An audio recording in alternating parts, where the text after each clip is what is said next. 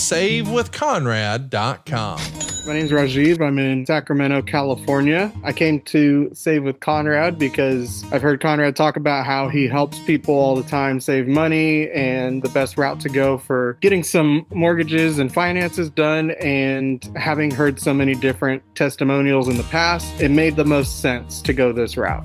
We were in the market for a new house and we wanted to know what we could afford. So we spoke with Steve and then Diane to get through the pre-approval process to see what we could afford. And then once we were able to understand that aspect of it, that was when we were able to shop around for a house to get a mortgage through Save with Conrad.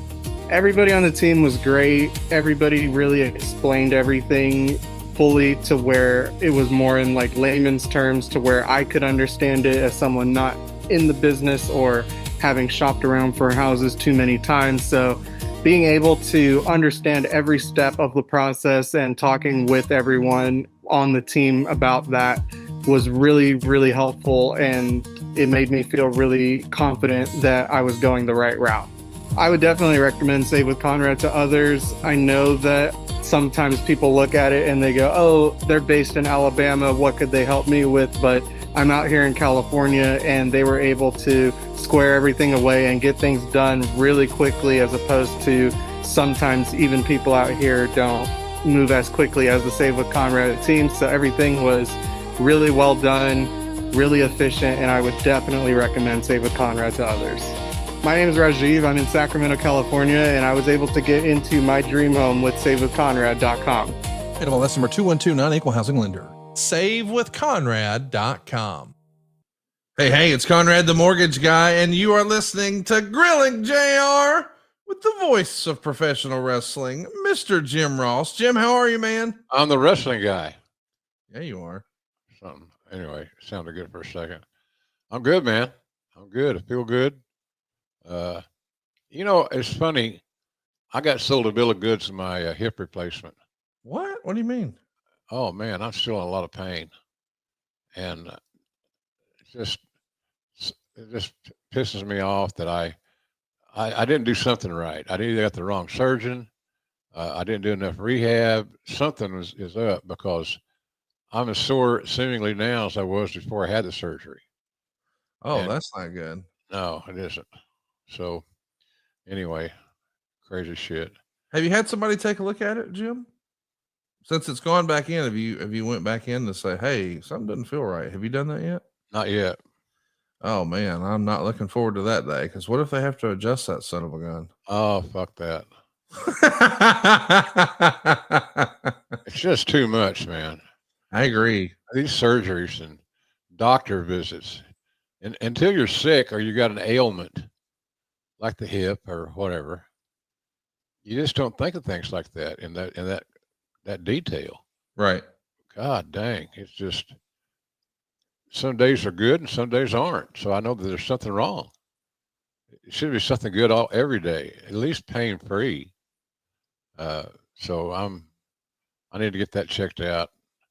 But I'll get to Oklahoma and establish my new doctor's roster, and a lot of them are guys I know, cardiologist, oncologist, all this stuff. So I just want to get past it again, and I will. It's just a matter of toughing it out and figuring out the problem, and then what's the solution for the problem. So anyway, that's one of the things I'm dealing with, in addition to selling this condo. So, but I made a good investment on the condo. Yeah. There's only one front row. If you're going to be front row at the beachfront, you kind of can't lose money, right, Jim? I don't think so. Yeah. Hey, Conrad, how will people, just out of curiosity, I'm not looking necessarily for a buyer, right, from our audience, but if they want to see it, and you never know who's going to be interested, who isn't. How do they? We're not ready to tell them this now, but what will I tell them? Oh, what we'll do is when it's listed live, just so everybody knows, JR has signed his listing paperwork, so his listing will be live by the end of the month. So in a couple of weeks, hopefully we'll have a link. Maybe we'll showcase a few photos. You can see JR's old place as I understand it, he's going to be headed home to Oklahoma. So if you want to, I bet he could even arrange it to where he leaves a pantry full of stuff from jrsbbq.com. Like if you were looking for some sauces and barbecues and mustards, I feel like we could work that out. Good. But Let's yeah, do we'll be sure to show it off here on the show. Let's do it and then have a celebration of its sale. Oh, I love that. You're going to crack open a big cigar, or how are you going to celebrate when you sell? Dom Perignon. There you go. I like it. Yeah. I got like 2 or 3 bottles of Dom Perignon in my refrigerator that I've had forever. So something like that. Was that a you and Jan thing? Whenever y'all would celebrate a big milestone, you'd break out a bottle of Dom. Was that a y'all thing? It was friends. My friends was trying to say, well, you can't buy you anything because you got everything or whatever the story was. But man,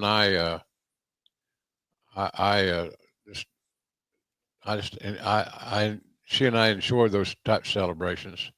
She wasn't around for the champagne tradition. She got killed before that. So, but other than that, we'd go to dinner, we'd do things she wanted to do, which is what a smart husband always does. Do what your wife wants to do, make her happy. Roll Tide on that. Yeah, man. So, you see where the Oklahoma quarterback is being accused of gambling? No, I missed that. He just got there. He just got this, and he's denying it. I called my buddy, a real insider there. I texted him last night. He said it's just bullshit. It's people see how good he is, and that they're worried about their own place, their own, where they are in their life.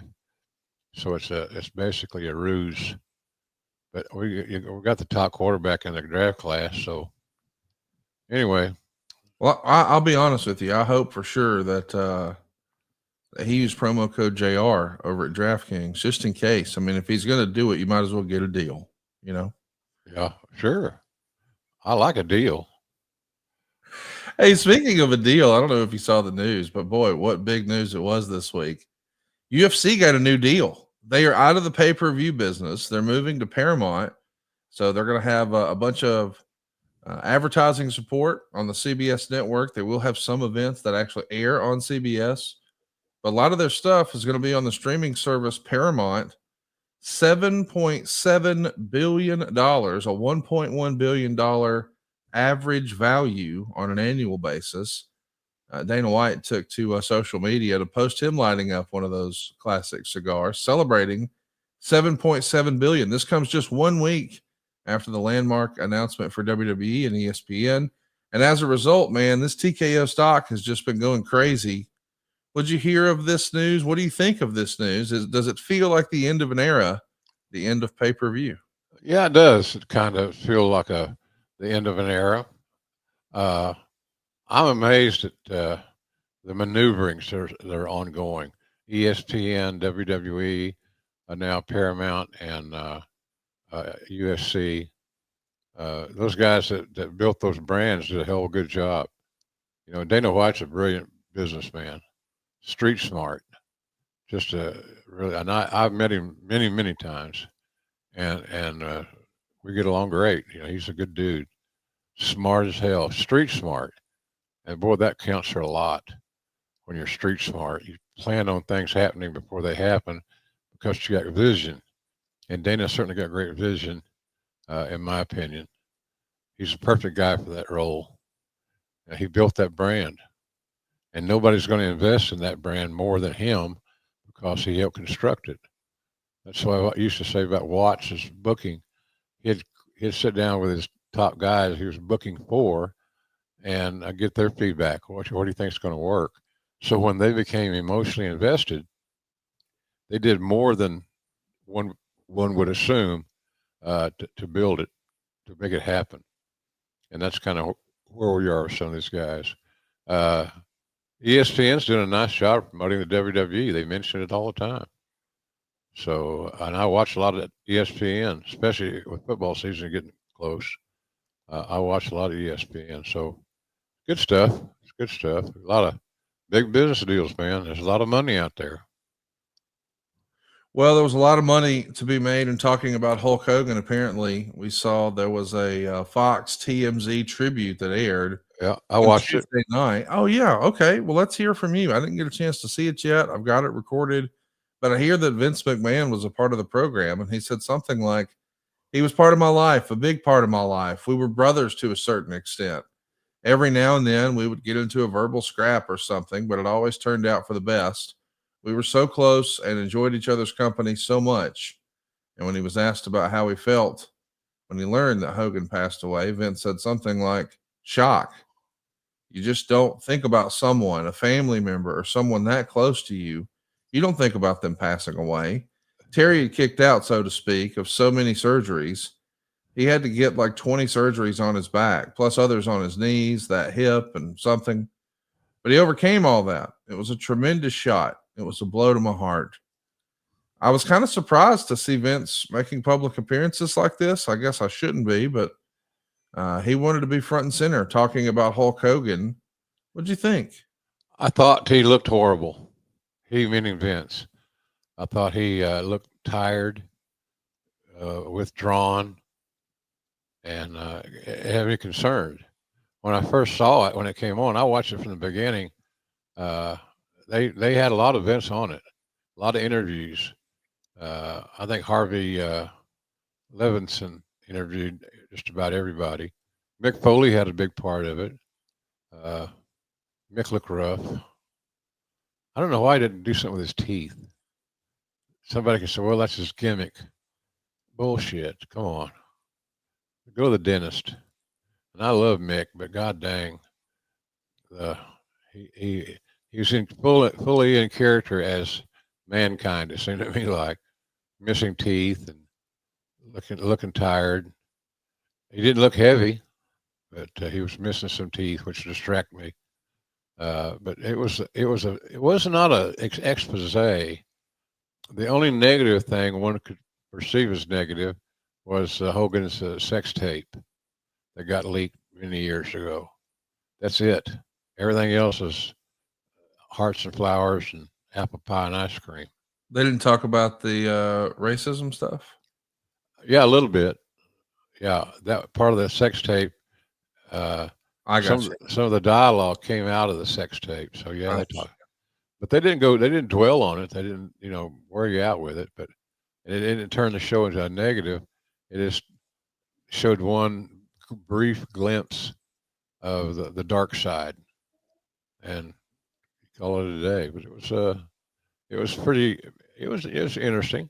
Good exposure. I'd say for Hogan's people and his fans and friends like Eric, it was not. They didn't get beat up. It was pretty good in that respect. So, but it was just the lifespan of the Hogan memory and his legacy continues to build. It seems to me like.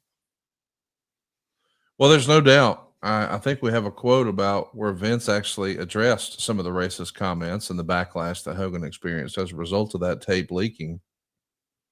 He said something like, it was unforgivable. And I was like aghast. What happened? And when those things occurred, that's not like him. What in God's name is going on? As soon as it happened, obviously the company didn't have anything to do with him anymore. We took him out of the Hall of Fame. You just don't do those things. I knew he wasn't racist. I've been with him for so many years. He wasn't racist.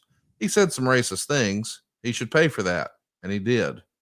In the end, I think everyone saw the real Hulk Hogan, Terry Bollea, and they felt, wait a minute, this guy doesn't act like a racist. He's not a racist.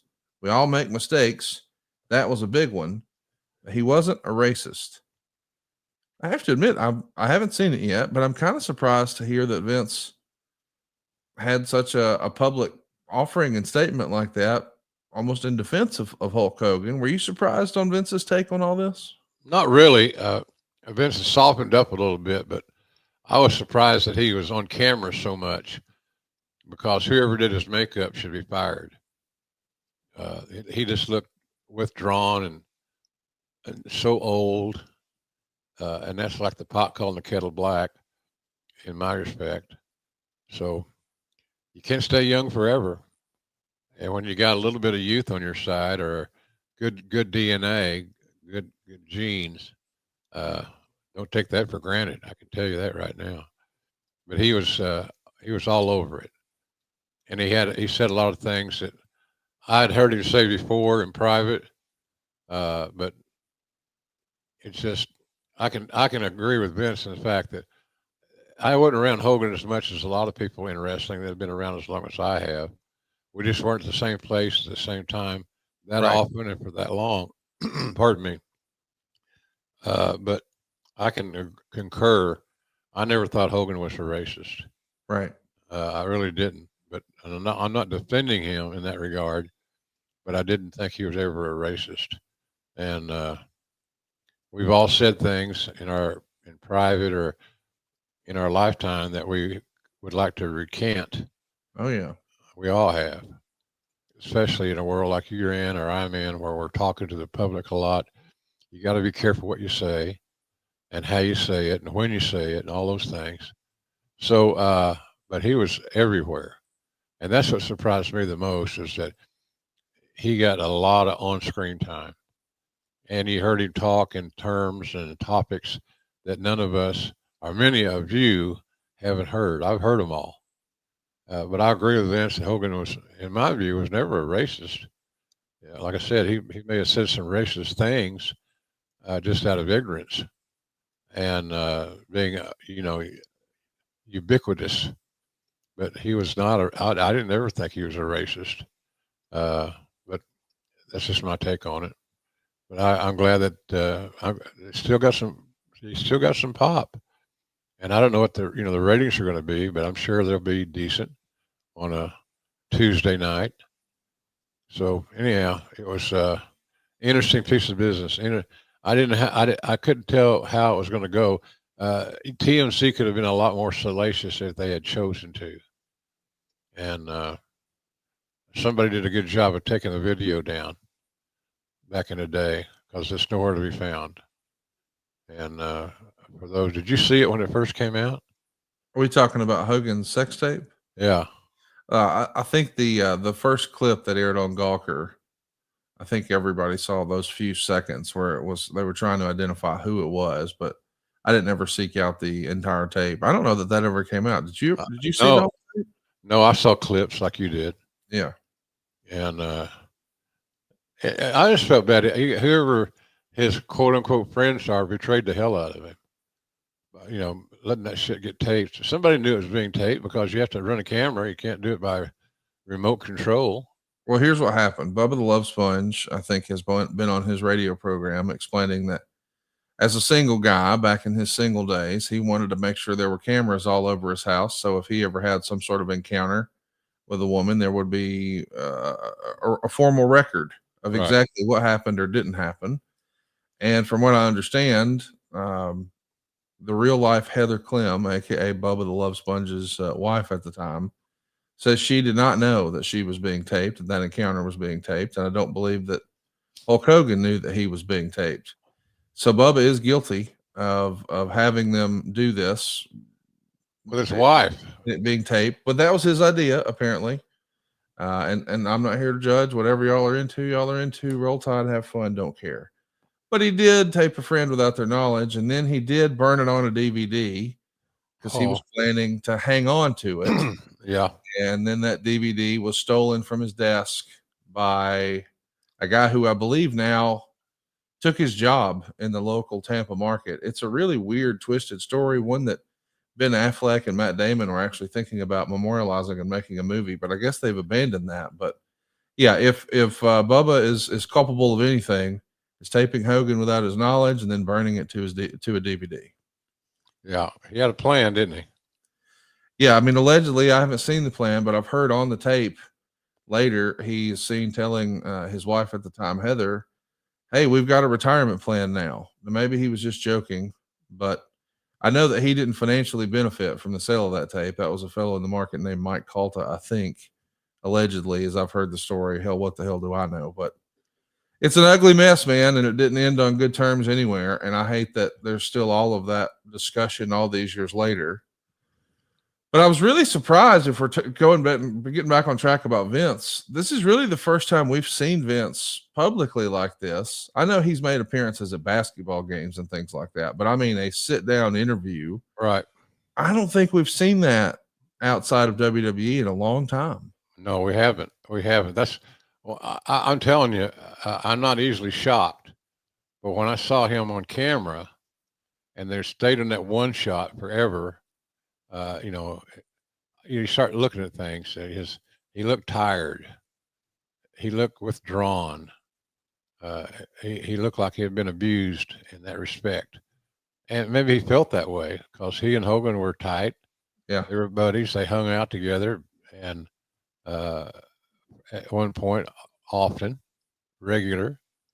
So I thought he was uncomfortable, but he seemed to be very honest. I didn't hear Vince say anything on the TMZ piece that I felt like was questionable.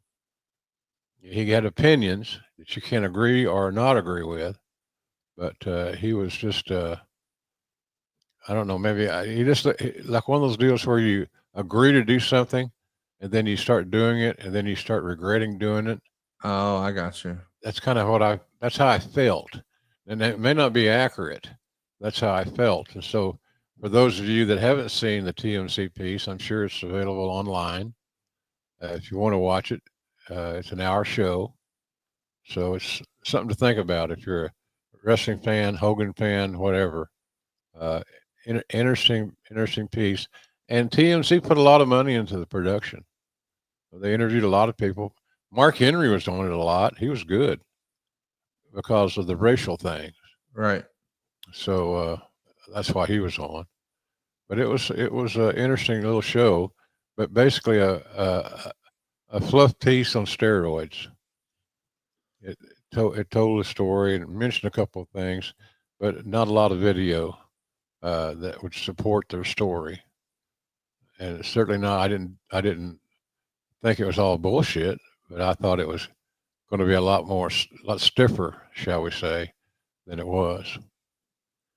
Well, that would be a heck of a transition there. But I do want to ask, it's been a while since we've seen Vince appear on camera when it was a production that he wasn't completely in control of. I mean, even when you think about all the WWE stuff, that was always through WWE producers. So he was going to be in control of how he was shot and what the final cut looked like. And, we used to see Vince do more public interviews years ago, but then we would have big outbursts like we did on HBO, and maybe those became fewer and further between. But maybe that's a big piece of why you perceived that Vince felt uncomfortable, was because he probably wasn't in complete control of this TMZ shoot, and that's probably different for him. Yeah, if those watching our show this morning, look at his eyes. To me, he looked tired and a little frustrated. He looked good. I mean, his suit was custom made stuff, and he looked good in his attire. But the hair thing was one issue that caught my eye. Having his eyebrows colored, another thing that caught my eye.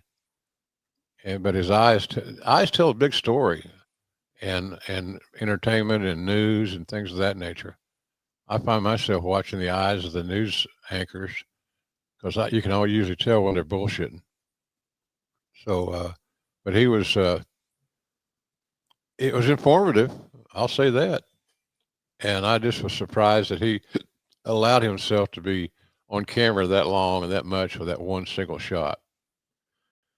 Well, if you're ready for your close up, can I recommend Tecovas? Anywhere worth going is worth going in good boots. We want you to find your perfect pair with Tecovas. Maybe you've ever wondered, hey, can I pull off boots with my personal style? Well, you owe it to your feet to pull on a pair of Tecovas. You see, being confident isn't about being different. It's about being yourself.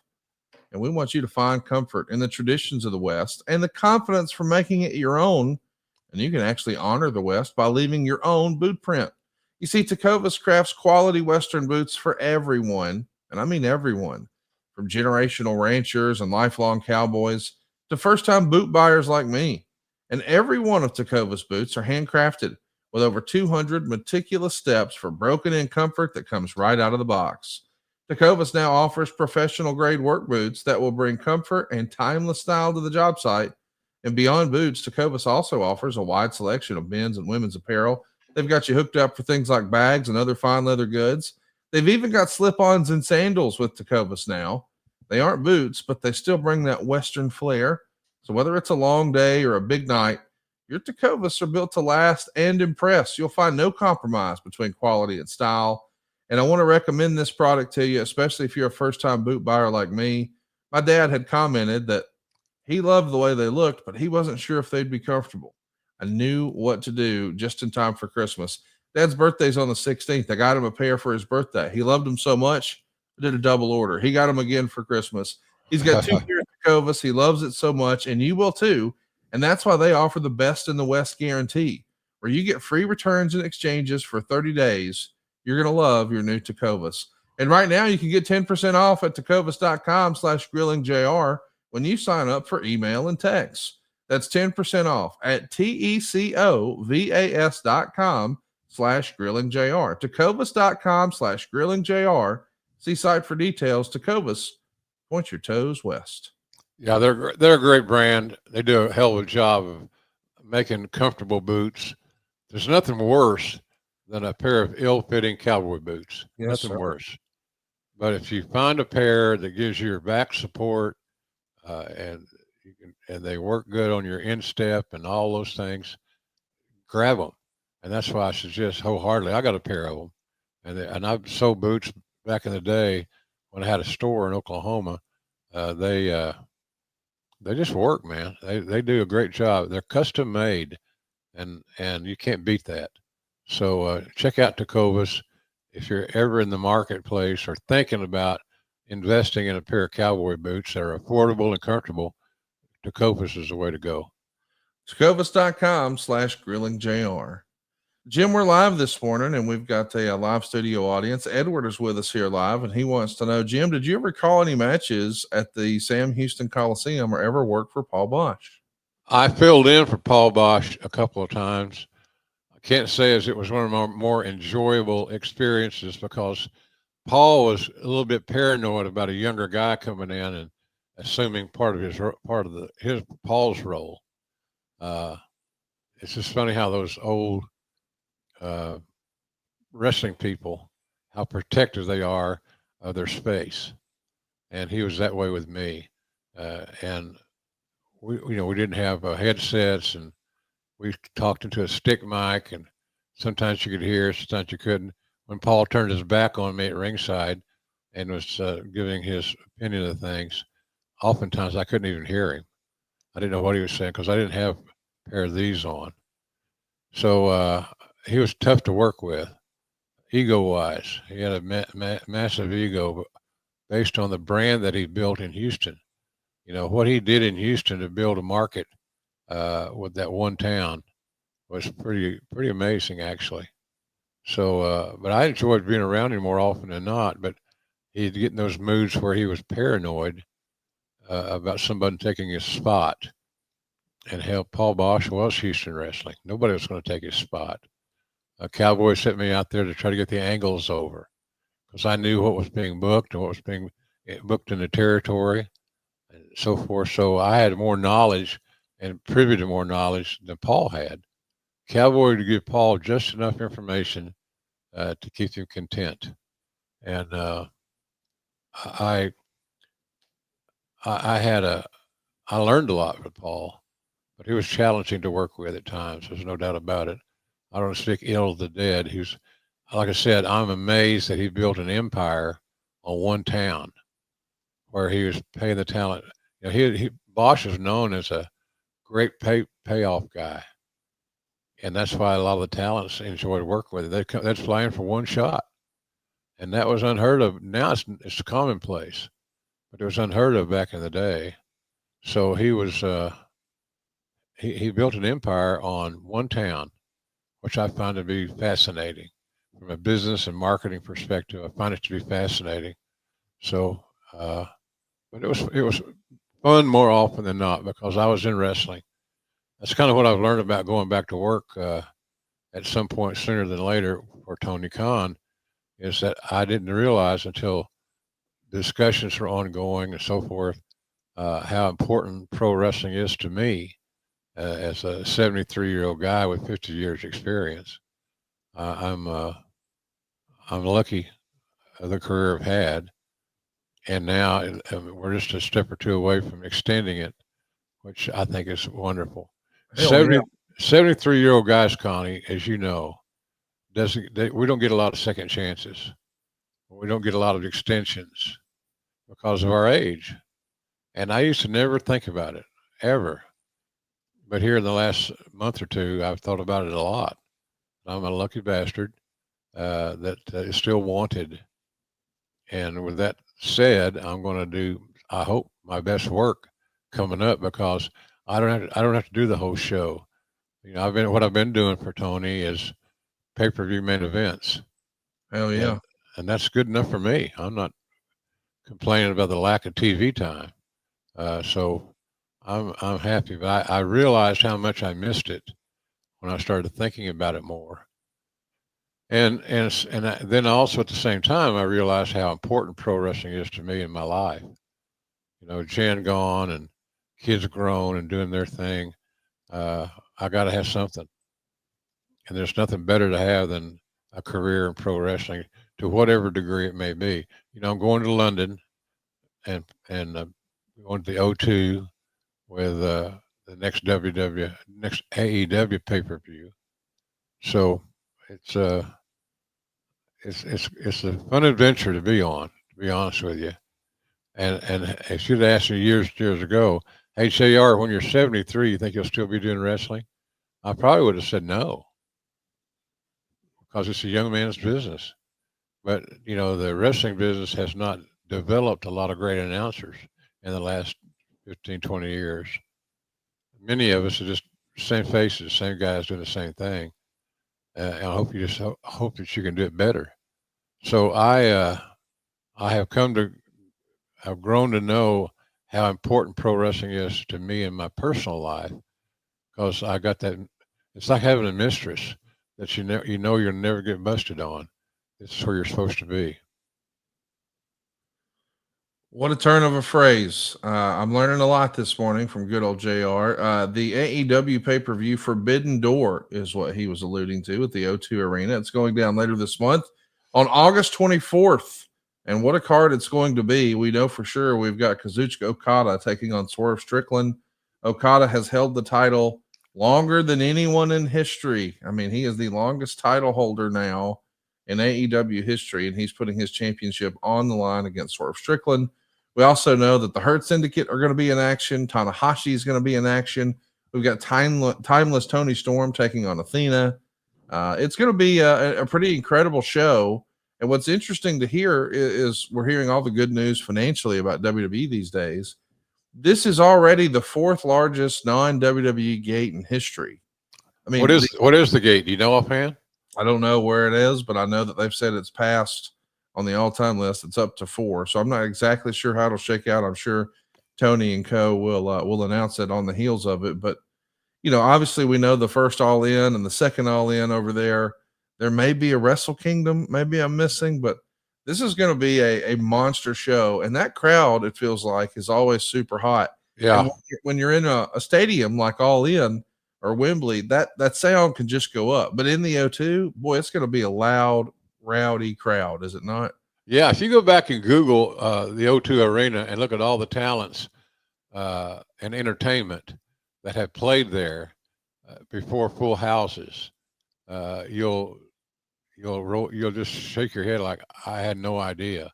I mean, the O2 is the UK version of Madison Square Garden. It's the most famous, popular arena in the country. So they've done a nice job. They, meaning AEW, Pronoun Boy. They've done a good job of marketing it and building some anticipation for it. It's smart booking. They got Osprey on the graphic. Hey, Bull, can we show that graphic again of there it is, Forbidden Door. Osprey is the local hero. No doubt. He's their guy. And so having him on your artwork and on your promotion materials, it's a pretty phenomenal deal. I think AEW has done a terrific job of incorporating many of the Japanese athletes into the brand. Because the one thing you always know from those fellas, and I don't mean for this to sound racist or anything along those lines, but they're never late for work. They work their ass off. They're not troublemakers, and they take a lot of pride in the performance. So, and sometimes, just to be honest with you, you don't get that from American guys. Some of them are just complacent and happy to be there. These Japanese kids are looking to steal the show in all their matches, and they're fundamentally sound. It's just if you're an American wrestler and you want to get better at your craft, then I suggest you watch as much of these kids that are in AEW now. Okada, all these dudes, they go out there every night to steal a show, and they painstakingly have a work ethic that's beyond compare. So, nonetheless, what Tony Khan did with the Japanese stars, smart, pardon me, smart marketing without question.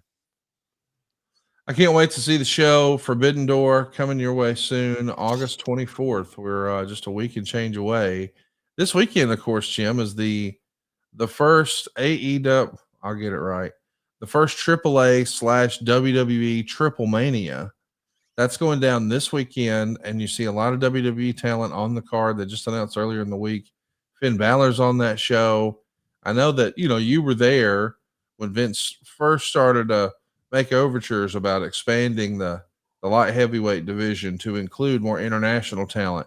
So we saw there was certainly a partnership in late 96 and early 97, perhaps based on the pressure that all the success of the cruiserweights on Nitro was creating for the WWF. But are you surprised that, now there's a Triple Mania, a super lucha event with WWE attached to it? It feels like a big moment for Lucha Libre this weekend. I think you're right. I think you're right, and I think that it's going to make money.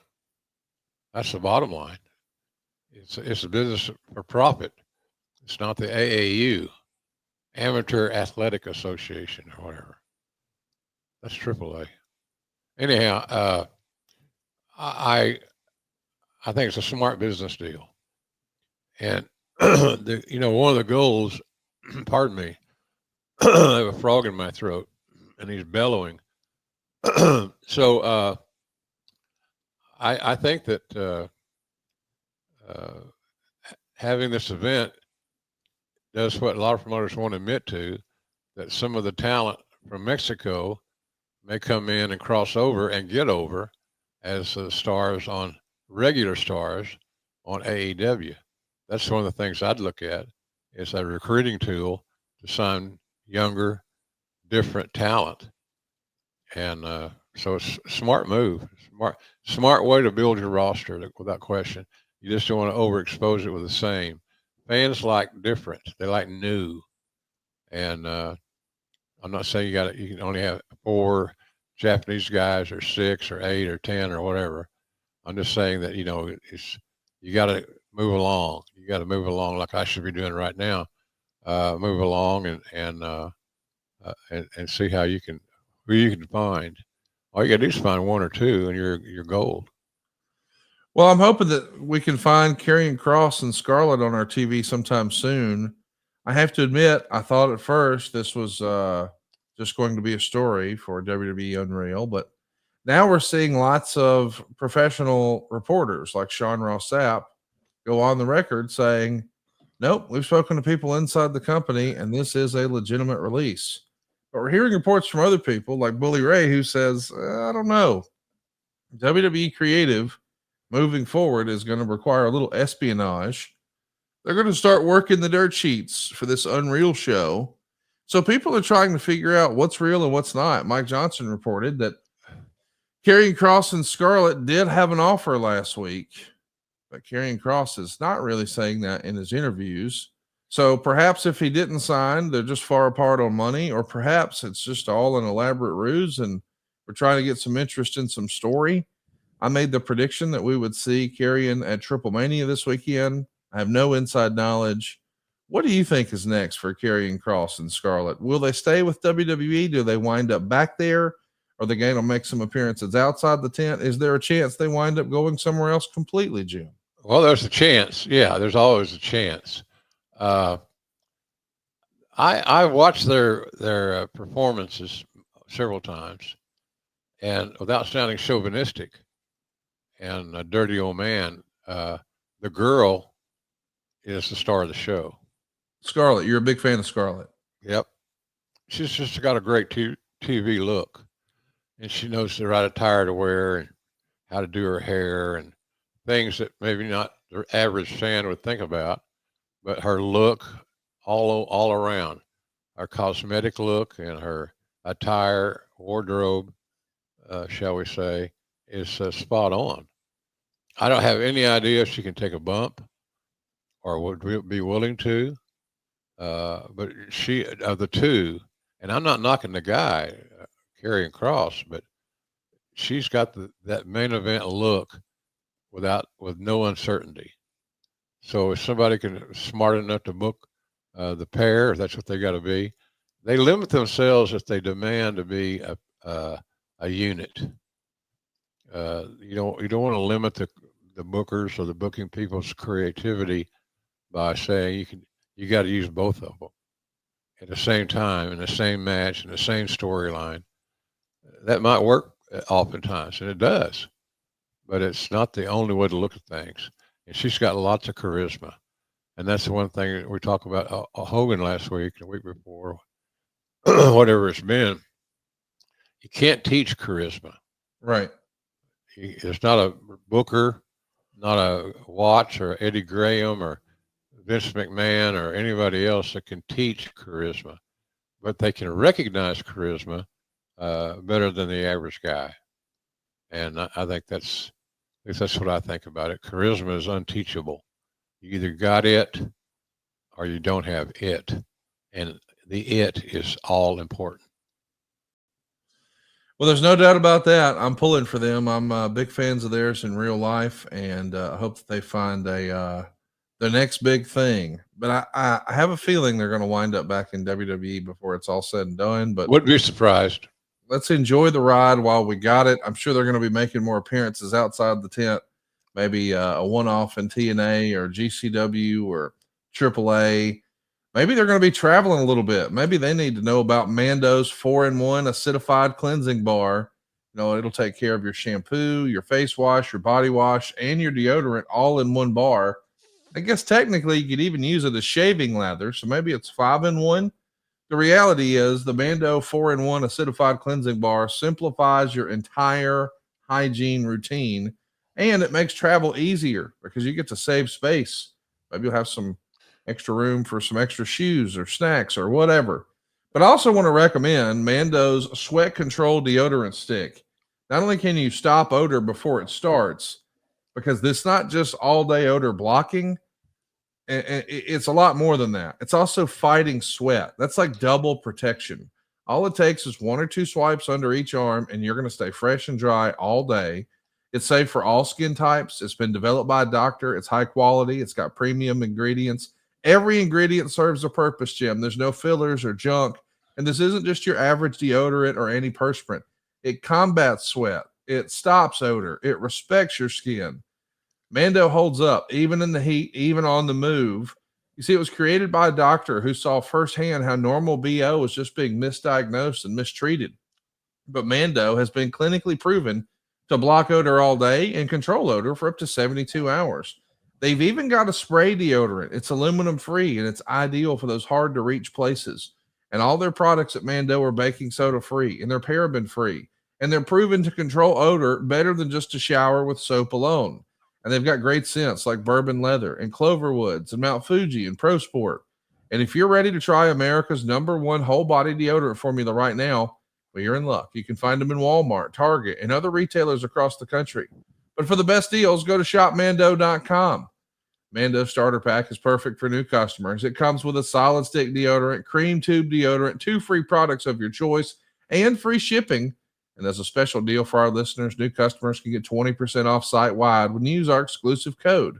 Just use the code JR at shopmando.com. You'll get 20% off plus free shipping. That's SHOPMANDO.com. Please support our show and tell them we sent you.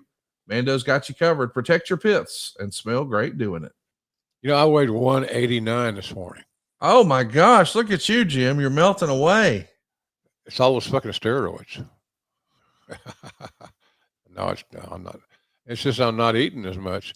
I'm on this, what's this stuff called where you take the shots at night for diabetes 2 and it helps with weight loss and Monjuro? Yeah, that kind of thing. Yeah. I don't know what brand it is. But I'm taking that every night, a shot in my abdomen. I give myself a shot in the abdomen at night, and it quells your appetite. It's not, I don't even notice it. I just notice by the time bedtime comes, I haven't eaten dinner, and I'm okay with that. So it's a great product, and the fact that I think it's domestically developed and manufactured. I just love it. I think it's one of those ideas where you think about, and you and I have talked about this before. That's what entrepreneurs do. Why didn't I think of that? You know, why didn't we think of that? And built our own brand around that product. But it's good stuff, man. Mando, MANDO. Let's talk about our topic today. We're going to be talking about SummerSlam 2005. This is an interesting time in the WWE because it's really near the end of Hulk Hogan's historic run in the WWF. He's going to have one more match after this. It'll be the following year at SummerSlam 06 against Randy Orton. And that'll be the end of Hulk Hogan in the WWE. But a lot of people remember this match more than any others of this era of Hulk Hogan. We're talking about his one-on-one confrontation with Shawn Michaels. They were at the MCI Center in Washington, D.C., a pretty historic building for Hulk Hogan. You look at all those classic Starcades that happened right there, including the one against Sting in 97. And here he is now against Shawn Michaels in the main event. I know we're going to talk about the match here in a little bit, but let's just talk just a minute here about their personal relationship. As best you understand, what was the nature of the Shawn Michaels Hulk Hogan relationship, Jim? Mild at best. Shawn was the top dog in many people's estimation, including mine, because he had the ear of the boss. You know, Vince told me on many occasions that he looked at Shawn and he saw himself as a young guy, defiant, talented, so forth. So, but they didn't have a close relationship.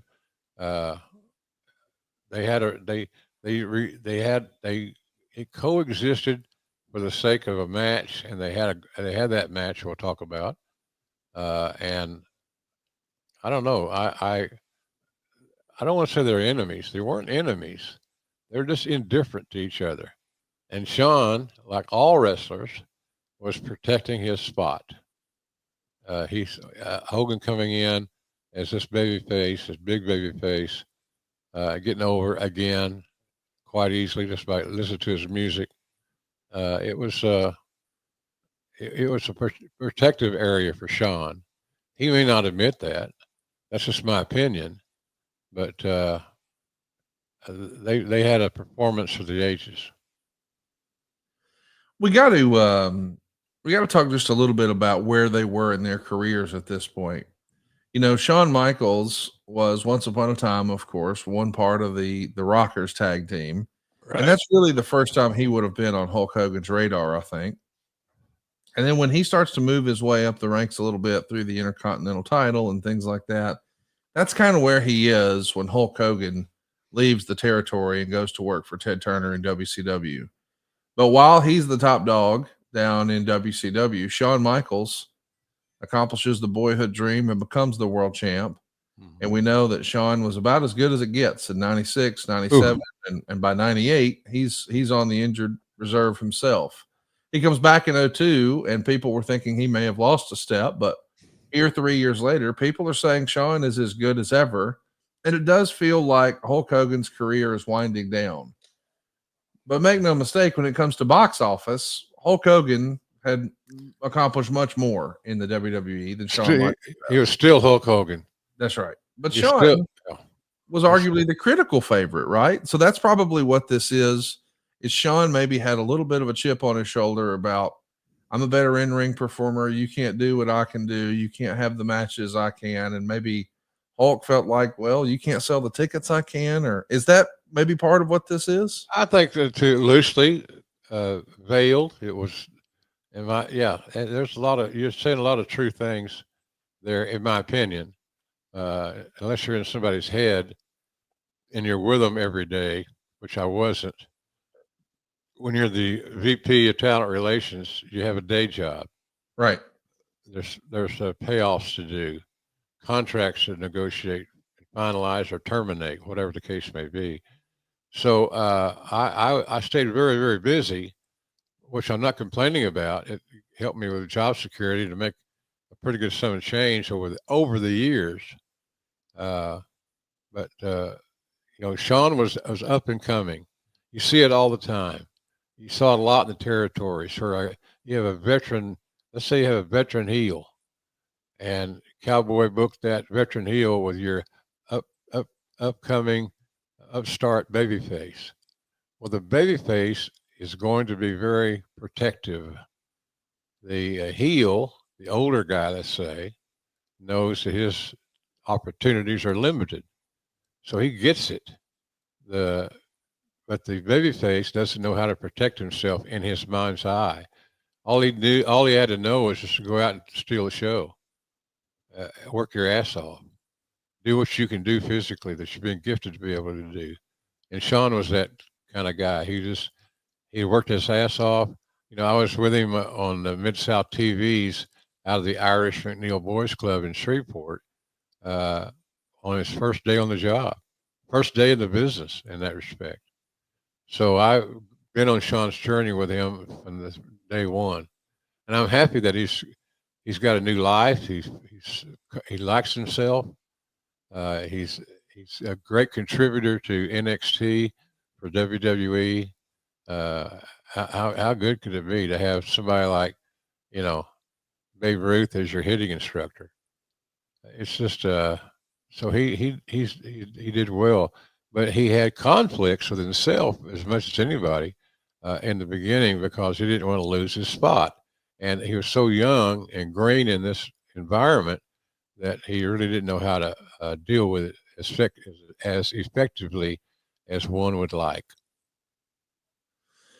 Let's talk about how we build this story. In July, there's a match on Raw where we see Hogan team with Shawn Michaels to take on Carlito and Kurt Angle.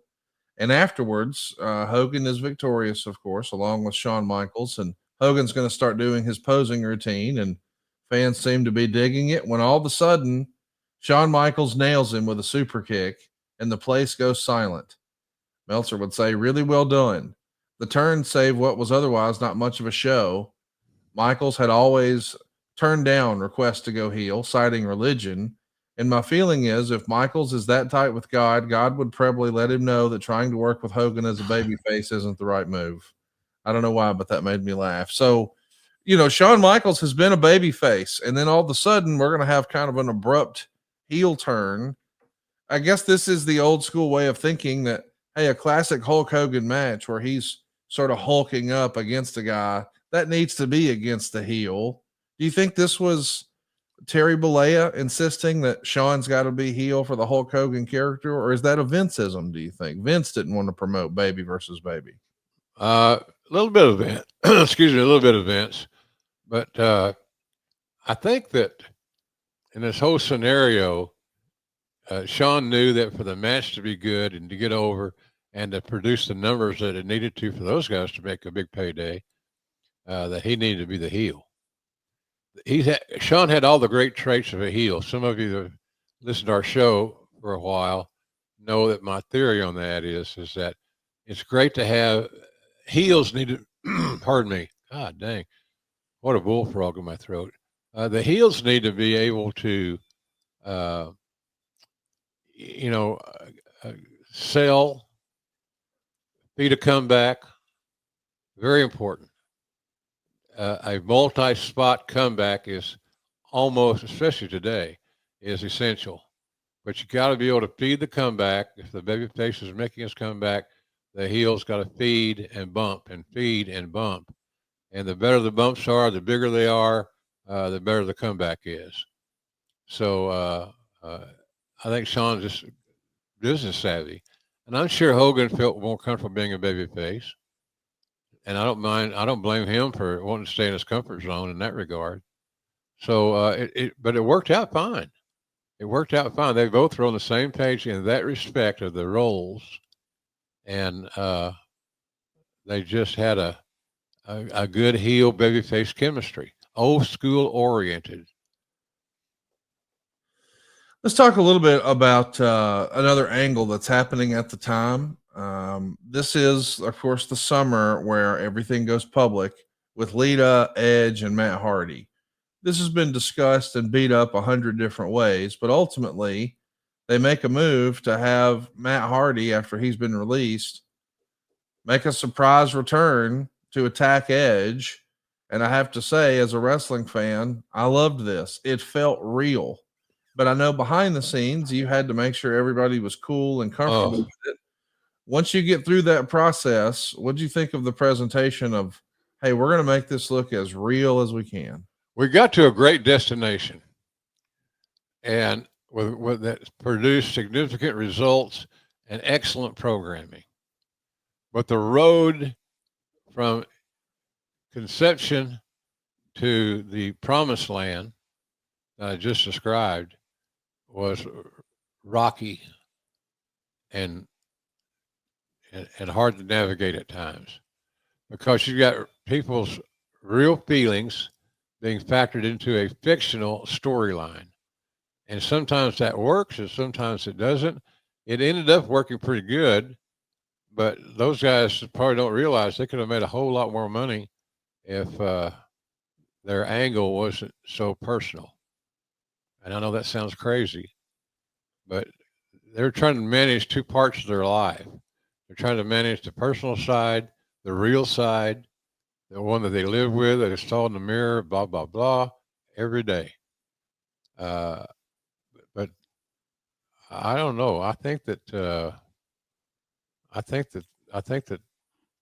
it was just too dramatic.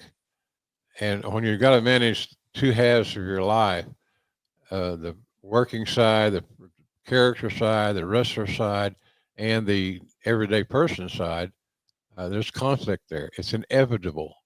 And we had conflict. Let's talk about the Diva Search. This is the summer of the Diva Search, and boy, this did not age well. You've got women out here doing all kinds of embarrassing things, and well, we just wouldn't do this sort of thing now. Behind the scenes, who do you remember being the biggest advocate for the Diva Search? Who felt like this made good television? Kevin Dunn, the executive producer, and he had great judgment as a rule. It's just this type of show, a talent show type deal, amateur hour, it is solely dependent upon the talents who have had no experience. They didn't know how to get over. There's some of them right there. You see the theme, sex appeal still. There's old coach got another good assignment. So anyway, it was. My God, I didn't like it that much, because here's the thing: you had 6 contestants, I think it was, and they all need time. They need the talent relations head time to answer their concerns, to address their concerns, answer their questions, and it asked the most elementary questions because they had never traveled that road. So it was challenging, Conrad, to manage all those personalities and the insecurities that sometimes a female performer brings along with them. let's talk a little bit about something else that happened in this era. CM Punk is going to make his TV debut. He's going to pick up a win over an OVW performer. He's got Mickey James as his manager, and they're doing like an offshoot of the Johnny Nitro Melina ring entrance from OVW. And Meltzer would say, I'm told the Punk James pairing was only a tryout, even though it was taped for TV. There were small ROH and Punk chants. Of course, he didn't wear the ROH belt, but because most of the crowd had no idea who he was, they were quickly drowned out by loud, boring chants. They also had him change his hair to being jet black with maroon streaks and maroon wrestling trunks. His new look was described as looking more like a maroon Larry Zbyszko, and his leg drop off the top finisher looked good. Now, this didn't wind up going anywhere. We know that Punk would actually sign with WWE while he was the Ring of Honor champion, but then wind up in OVW rather than going straight to the main roster. Was Punk on your radar in 05 before he reported to OVW? Were you familiar with his work in the independents, whether it was Ring of Honor or somewhere else? Of course I was. And he had charisma, Conrad, just like we see today. You can't teach it, as I said earlier. You just can't. You can enhance it. The key thing is to identify that somebody has adequate or ample, better said, charisma. He had it. And I wasn't crazy about all the tattoos at that time. Thought he was going to have a hard time getting over as a babyface. I was wrong. People like that. It's attitudinal. It fit with the times. So, but I liked his attitude. When you talk with him off camera, he was smart. Just had a real good feel and understanding of what pro wrestling is about or should be about. So, yeah, he was a diamond in the rough, to say the least. Do you remember there being much discussion, or was there much discussion about should we put Punk? I'll get it out. Should we put Punk right on the main roster, or should we have him go down to OVW first? Was there a discussion you recall? I know it wound up in OVW, but was there an advocate to say, no, he doesn't need that. Let's put him right on the main roster? I think Cornette was his biggest advocate, I believe. Several of us are on the same page. But if I'm not mistaken about Cornette, I think Cornette was there at that time. Yeah, he was running OVW. Okay, so there you go. Yeah. That's how he got to OVW. The guy that's running it, I don't say Cornette demanded him to be there, but he made a great case for why it was best for him to be there. And Corny was right, as he was on a lot of occasions. Something that I don't think a lot of people would have ever imagined would have worked out the way it did. At the time, I remember people sort of rolling their eyes and groaning, but with everything working out the way it did, what a moment in time it was in 05. When we see Rey Mysterio bring his son Dominic out to the ring, and Eddie Guerrero is going to come out and promise that if he loses, he'll never tell the secret. And of course, it's revealed that he was lying. And he told Dom that he was his father. Dom's going to run away. Mysterio's going to go chasing after him. And Eddie's going to explain that when he and his wife were separated, he got a slut pregnant. And as you can imagine, that turned Guerrero babyface to a large percentage of the crowd. And in real life, when Eddie and his wife were split up over his drug issues, he got a new girlfriend who, in fact, did give birth to a child for him. But this was only a few years ago. So they're playing off of a real situation, but this isn't that real situation. And Guerrero said that since Mysterio was shooting blanks and he couldn't get his wife pregnant, he allowed them to adopt Dominic. Guerrero said he hadn't even started telling the real secret, and there would be more next week. So this is the recap from Dave Meltzer's SmackDown report from the end of July.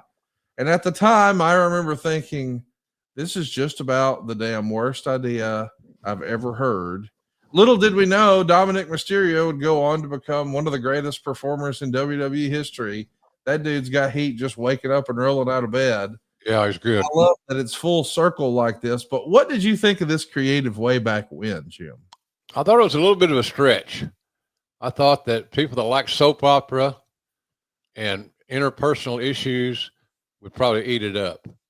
I thought that long-standing wrestling fans, not so much.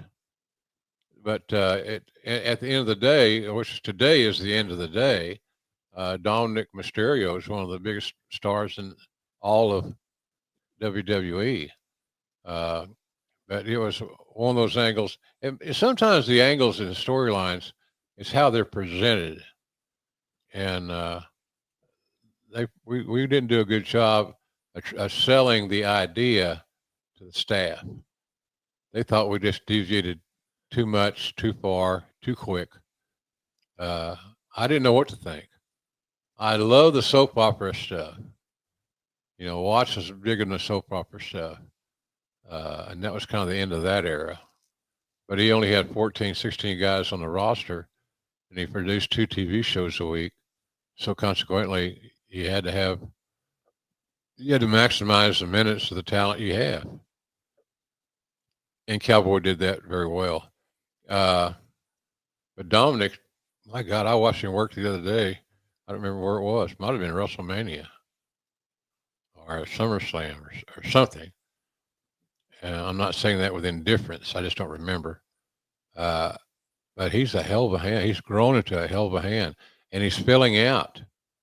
You know, he's a long. His body's long, so I'm happy for him. But he used to come with Ray to the matches a lot, and I thought that was awful nice of Ray to be willing to let the little boy tag along and enjoy the experience and so forth. But you see him in the ring all the time. The ones I remember the most as kids, the little kids, school age, elementary school kids, were Fatu's boys. They're in the ring all the time, taking bumps, good bumps. And Dominic.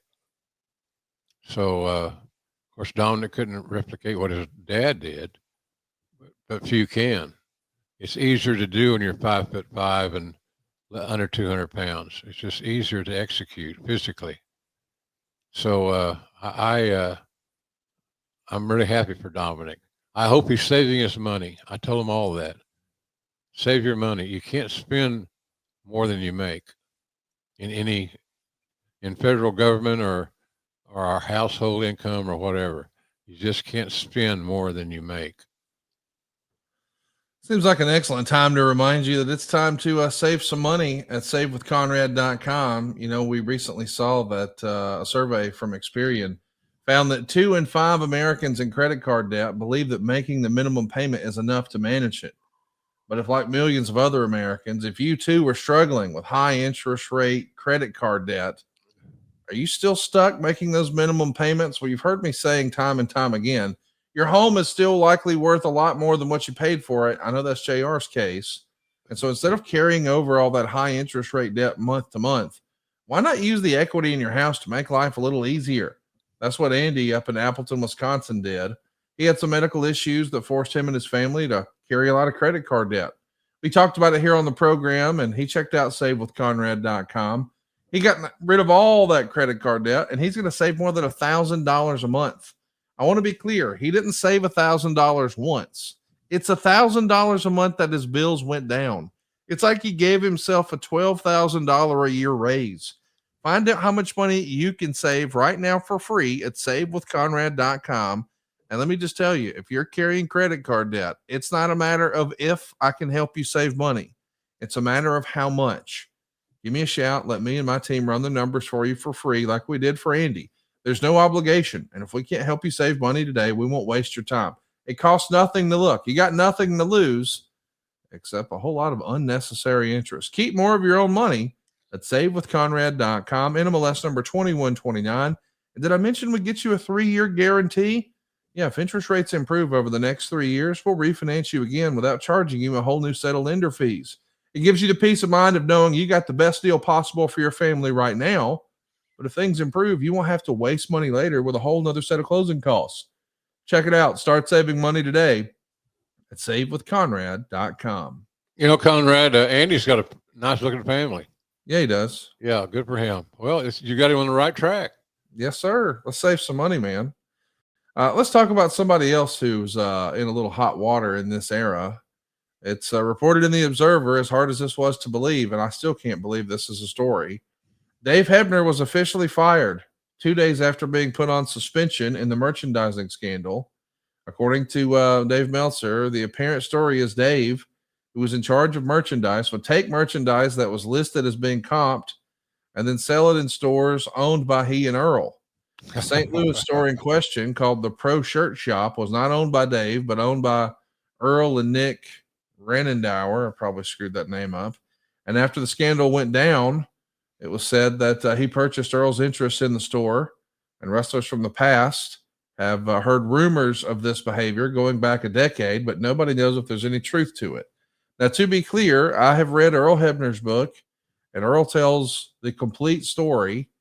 And from what I have read from Earl, it looks like he was simply embroidering the logo, the WWE logo, on other outside the tent products. Like if someone had a really nice, say, a zip up or a hoodie or a windsuit or something like that, that they got from Nike or something like that, they would get it to Dave or Earl, whoever it may have been.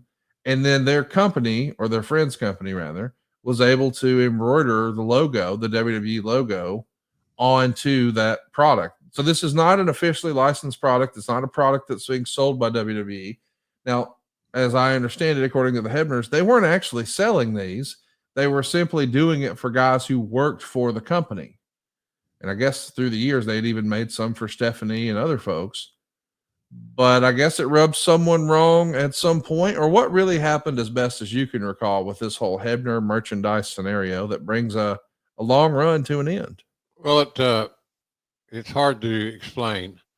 I can't explain it that well. I obviously got involved because it was against company policy, and we were going to terminate a long-term productive employee in Hebner.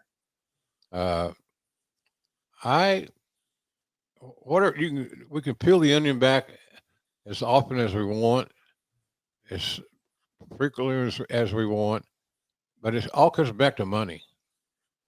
You know, the company felt like that they weren't getting their share of monetizing their logo, and their logo was like cash. So someone stealing your logo is like someone stealing cash from you. That might be oversimplifying it, but that's how I saw it. It's all about the money, and it's also the fact that Dave tried to, avoid the process, and it was like stealing in that regard. And the thing I hated about it was that we're going to lose a very valuable employee, and we did. That was very unfortunate. Yeah, very unfortunate. You know, and I think one of the more unfortunate things for me, and I don't know, I wasn't there, but I think as the Hebner story goes, is Earl never got a chance to speak to Vince. And to me, it just feels like if you're going to fire a guy who's been with you, I don't know, 15, 20 years, I don't know, having a conversation with the boss isn't too much to ask. Do you remember that being a thing where, because I've heard about Vince, that Vince would just move on. Hey, it's in the rearview mirror. We're moving on. Who cares? Yeah. And I think, there were some people on the other side of that who feel like, hey, I care. I'd like to have a 10-minute conversation, and they never afforded the opportunity. Is that right? Pretty much. Yeah. Once he was done with you, he's done. I can speak from experience. No matter how valuable you might have been at one point in your professional life, or how good you did your job, or how well you were versed in doing your job, when he was done with your ass, he was done. And so that was, it proved to be unfortunate at times. The Hebner situation is a good example. I mean, like you said, you're logical. You know, the guy's been with me forever. He's done a good job. He's been involved in angles. He's not missed any shows. He's loyal. All those things counted for nothing. And that's just not the right way of doing business, in my opinion. Yeah, I wish that it would have had a different end. I also want to talk about a long run coming to an end here for Dennis and Lynn Brent. I know they've been friends of yours for a long time, even back in the WCW days, but it's written here in the Observer that they're going to be finishing up with the company. And it said not really to have anything to do with the recent cuts, but more because they had moved from Connecticut to Texas. They both have mothers who are getting up there in age and in poor health. Dennis has been working as an independent contractor, helping arrange autograph sessions for wrestlers and other public appearances, and Lynn is working from home in talent relations, and people seem to like working with her, but the company decided against continuing this relationship. This puts you in a bad spot. These are real friends of yours. Great friends. You know, Dennis passed away a few months ago. I think he had MS, severe case, obviously. Lynn is the best employee I ever had. Best worker, most loyal, most versed, skilled. She knew how to handle talent. She was so small that she was non-threatening, and she had a doctor's degree. A lot of people don't even know that, but Lynn had she's Dr. Lynn Brandt to you, Conrad. So, but they were just great friends. We're always neighbors in Atlanta and in Connecticut. So, it was just put me in a tough spot. You know, Jan would cook and Dennis loved her food, and who wouldn't, especially the Italian stuff she would whip up. So, yeah, that was tough times. It goes with the territory, and it's not a fun part of the territory. It's kind of hard to believe this, Jim. Time flies, but this past Monday was actually the 1-year anniversary of the passing of Dennis Brandt. Isn't that crazy? It is crazy. Dennis is such a good guy. I don't know if anybody that was the only person that rivals Dennis as a fan of the industry that I've worked with is Howard Finkel. The Fink and Dennis Brandt were cut out of the same cloth, and I never had a bad days. I never had a day with those guys where I felt like they phoned it in. No matter how meaningless their job descriptions may have seemed, they did it. They did their job well, on time, with efficiency, and I couldn't say anything better about guys like Howard and Dennis. And I talked to Lynn a couple of times since Dennis passed away. I always often wondered. I didn't ask her because I thought it was getting a little too personal. But he had an amazing collection of memorabilia. I mean, one of the most impressive. He collected wrestling stuff, obviously, but he also collected Nolan Ryan memorabilia. So I guess Lynn's got all that to deal with. But he was a good guy. That's all. That's what I can say. He was a good guy. I could depend on him on any project that he was assigned. He came through. And boy, it's hard in today's world with this generation of people. That's hard to find. Shout out to Mr. Brandt, a real legend behind the scenes in professional wrestling. Let's talk a little bit about another legend. There's a story out here in 2005, and I don't think a lot of people believe this would ever happen, but Bret Hart has agreed to work with the WWE to create a Bret Hart DVD. They're going to be collaborating on a new DVD set that chronicles his entire WWE career. But allegedly, the way they make this happen is they had presented the idea of creating a DVD called Screwed, the Bret Hart story, sort of their own Bret Hart burial, the Bret Hart version of the self-destruction of the Ultimate Warrior. And had Bret not agreed to do this set, they were going to move forward with a negative DVD. Is that real, or is that, I mean, that can't be real. Like, hey, if you don't want to help us, we'll just do one shitting on you instead. It's real. Wow. It's real, Conrad. Well, yeah, you exert the leverage that you've got and utilize it because it's timely. And everybody was hot on the idea. So, Bret cooperated to the best as he could. His conscience would allow him. Bret's always been prone to get, unfortunately, to step into bullshit. And it makes him look bad. And this might have been one of those instances. It's just hard to believe that all these years later, Vince still had some sort of a hard on for Bret, but maybe it's because he was using Blue Chew. Guys, enter the room dick first. Blue Chew is not just a tablet. It's a cheat code for your crotch. Stronger, harder, longer lasting. Like somebody gave you downstairs a pep talk and a gym membership. Blue Chew is the original brand offering chewable tablets for better sex. And it's not sex anymore. It's like a superhero origin story. The Girthinator rises, coming near you. Guys, we're not talking about performance. We're talking about legacy or third legacy. Give her group chat something to talk about. Nothing makes you more of a legend than a little Blue Chew. Go discover your options right now at bluechew.com. And boy, do we have a special deal for our listeners. As always, get your first month of Blue Chew free. Just use our promo code JR at checkout and pay the $5 for shipping. That's it. Join Blue Chew's mission to upgrade humanity one thrust at a time. Head on over to bluechew.com for details and important safety information. And a big thanks to Blue Chew for sponsoring today's podcast. Let's talk about what we're doing on this Hulk Hogan, Shawn Michaels angle. We see in early August, there is a promo where it's a skit, I guess we'll call it, but it's Hulk Hogan, wink, wink. It's really Shawn Michaels dressed up like Hulk Hogan, doing some Hulk Hogan cosplay on the Larry King show. It feels a little bit like a throwback to the whole Nacho Man and the Huckster stuff from 1996.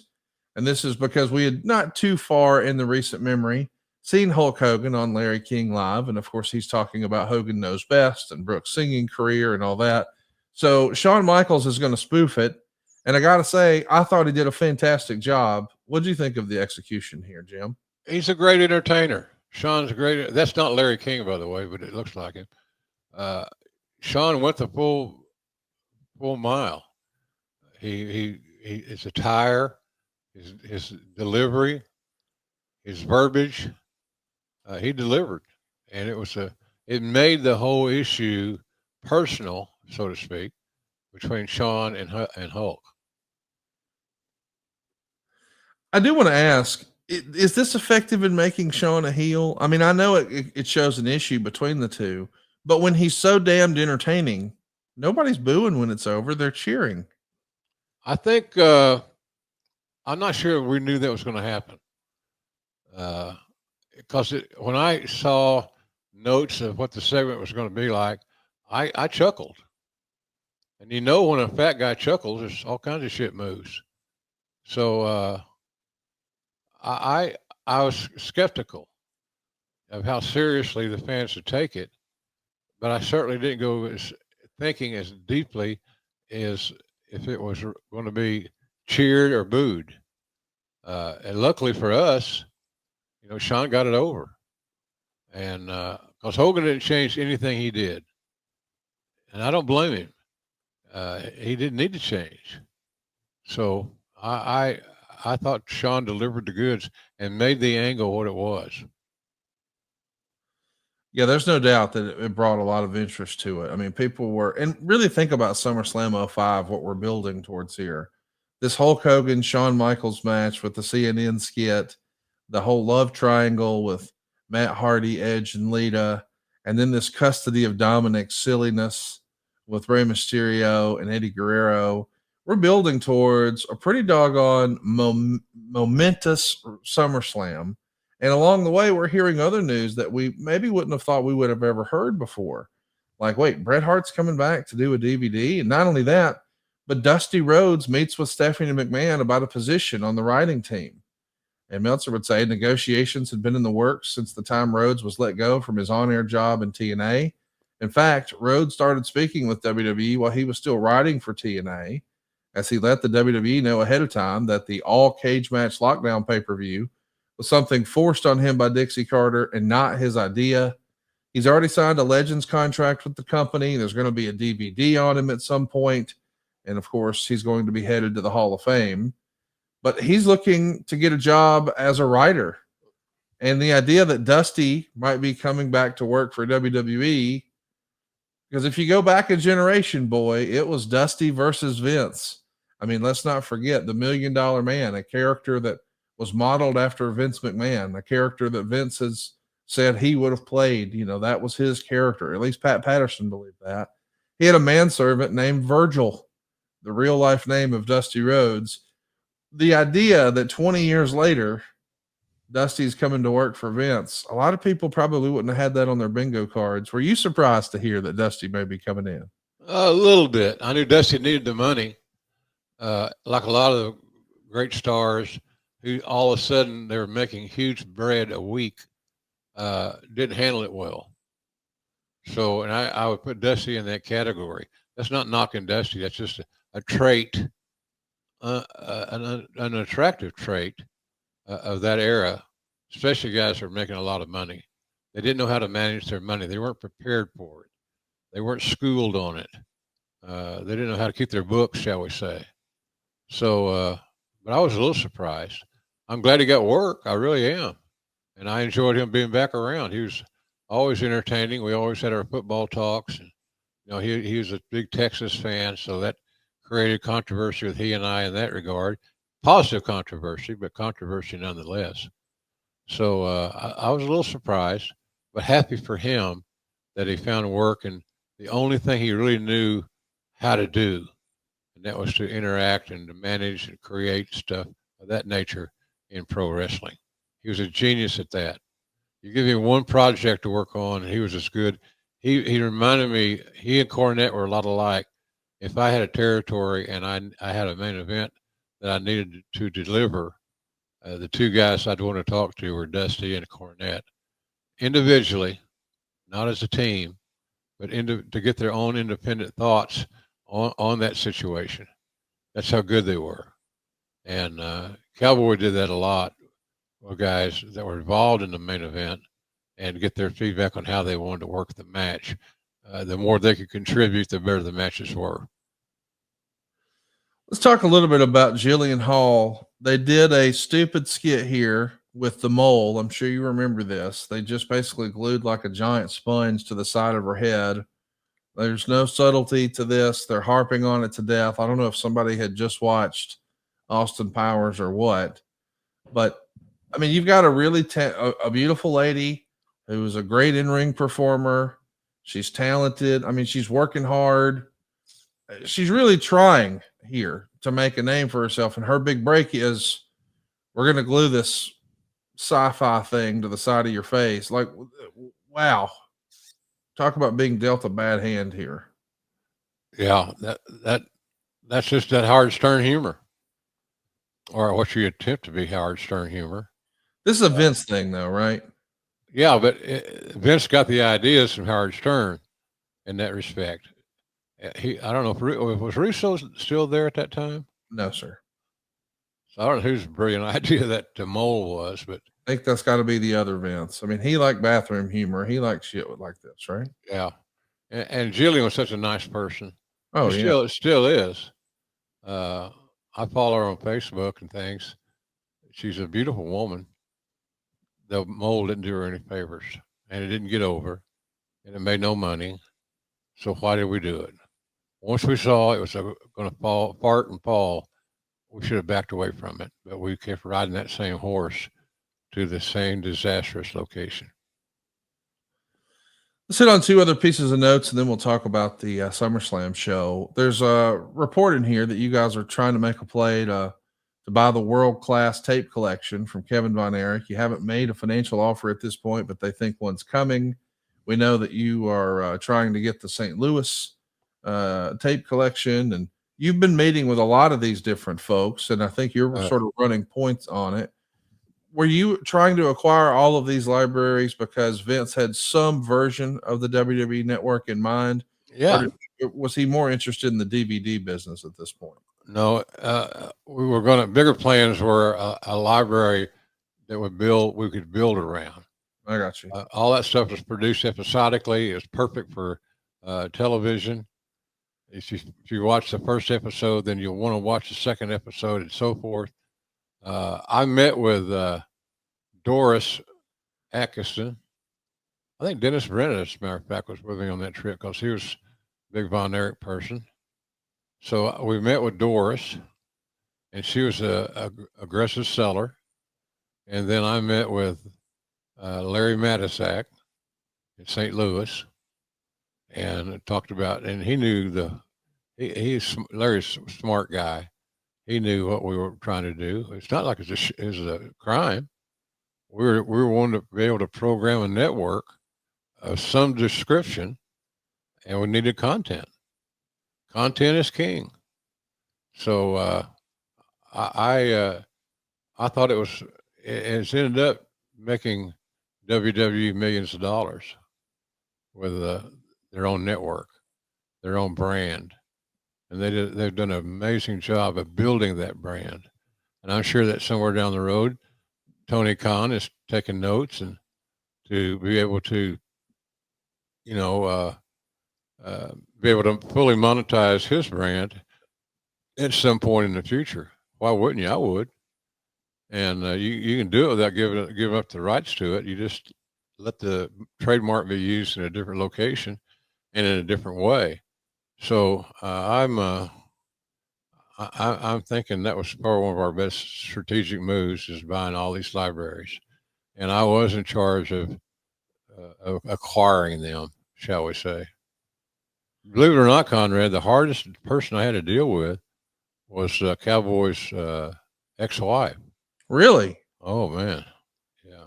She wanted a lot more money for the library than it was worth, based on that day's market.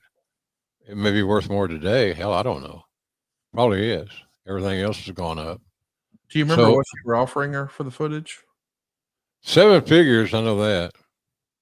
I Wow. don't remember the exact number, but all that stuff was in the 7-figure range.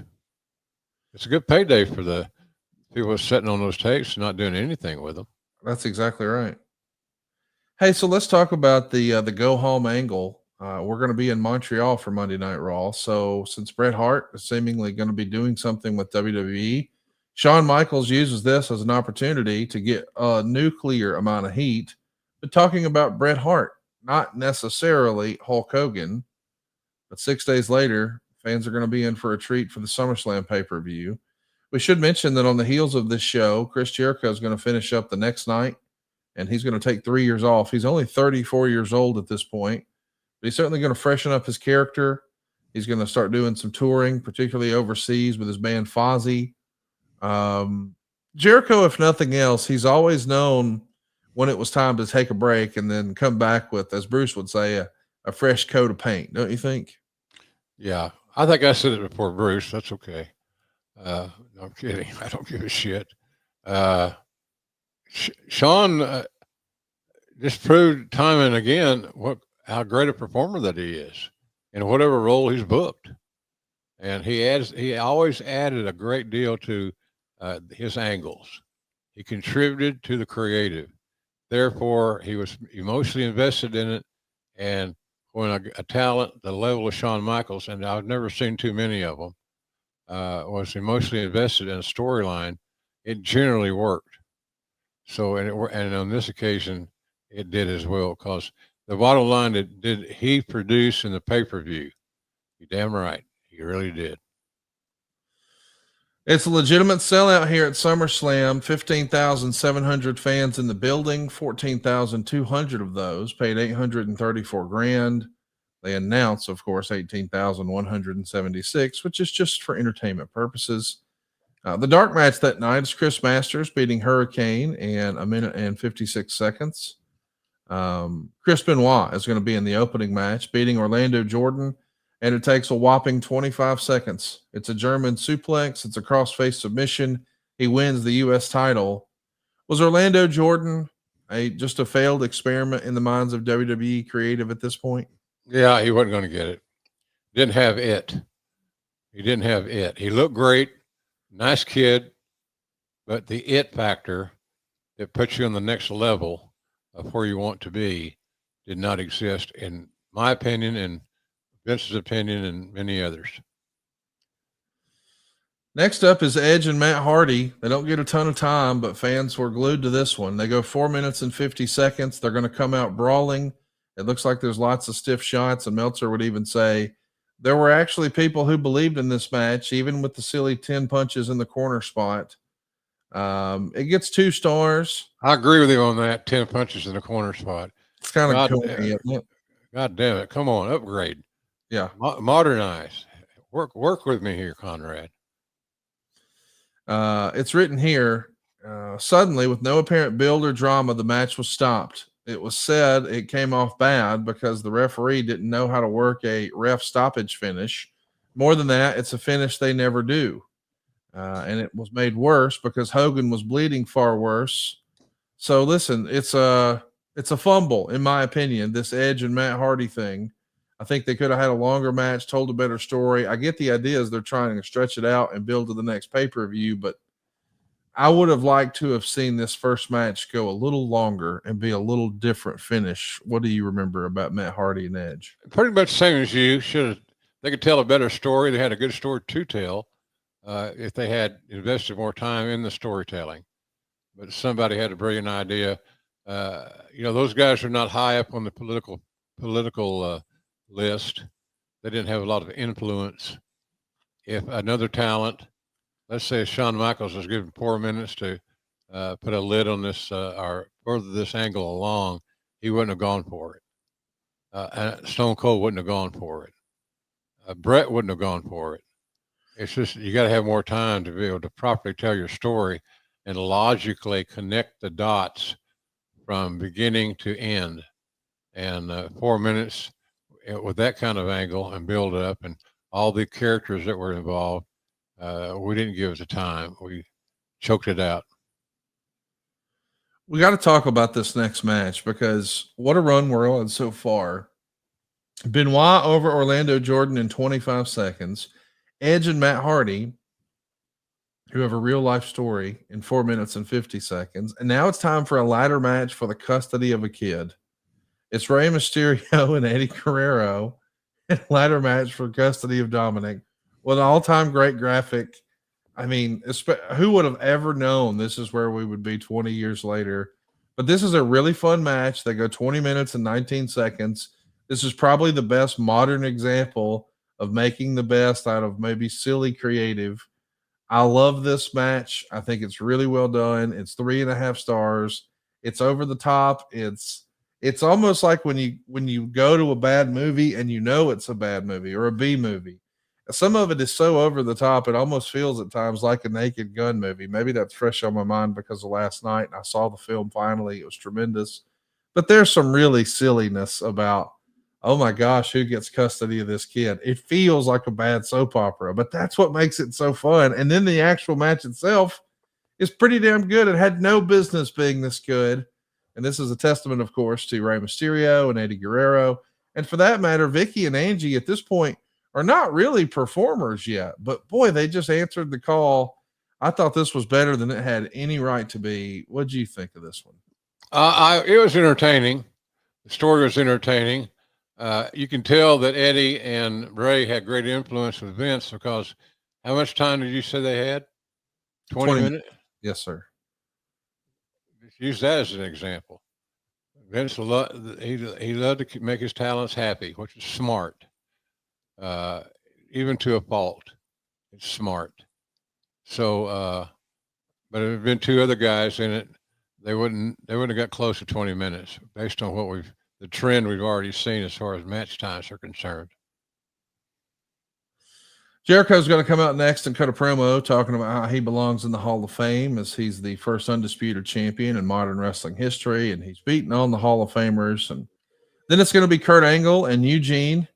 Fans are really turning on Eugene as Kurt Angle turns up the intensity and starts really taking care of Eugene.